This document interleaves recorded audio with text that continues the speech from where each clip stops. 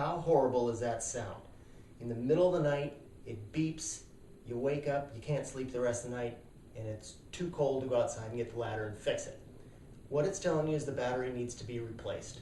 It's easy, but it's a pain in the butt. You gotta get up on the ladder. It takes all of just a couple of seconds. Some smoke detectors come off the ceiling like this one.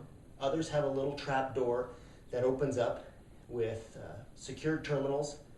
Take the battery out, put it in, it's easy as pie. This one does come off the ceiling. And you can see the pigtail there.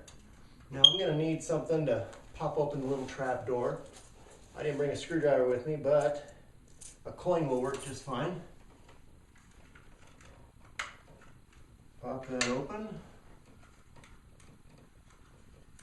You can see the battery's in there. It's attached to a couple of wires. That old one pops out. New one gets attached just by pushing them in. Goes back in its little box. Close the trap door. Put the pigtail back on. Tuck the wires nicely back inside.